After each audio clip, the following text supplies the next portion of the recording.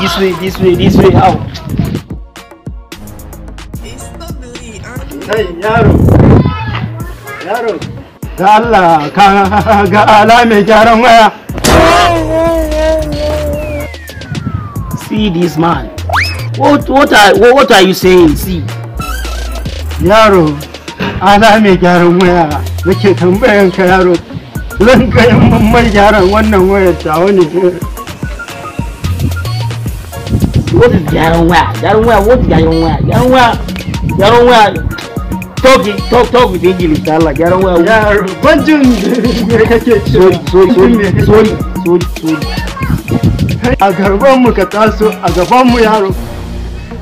Cikin Hausawa kabila ta Hausawa amma ka dinga mun wani yare ko me yake cewa sisi menene ni ban san me yake cewa ba amma yaro ka je ka gani. Dai gurin dai ba mai mare kamata dai a ce ni dan haure mun aski ko ba ka bane ba. Gaskiya ne ya kamata gaskiya a neme shi. Ai ban san shagon bane ya kace gani ga hayi.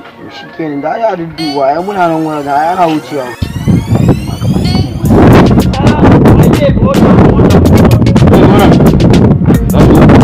Zonan mana. Ana kiran tarawa da aka yi aufa ga yasa. Waya da ke Allah ina ne shagon bai mai aski. See what happened? What is it? What to say aufa? Me ke cewa? Ka san ni ina ga yi na fasa amma da wani ne a isa na program kai. Hey. Ina ne shagon bai mai aski. See what is ask? What is the ban? The ban. Sorry.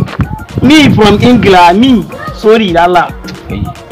Bai jan Hausa? Wani aka yi na san dai wurin biya na Hausa ne. Wai me hauka? Lokacin ya ce ba ya biya mai kudin zuwa Ingila ya yi karatu. Amma ni yanzu na gane shi.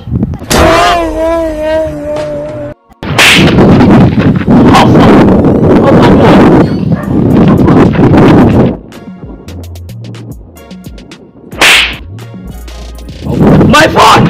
That's my phone!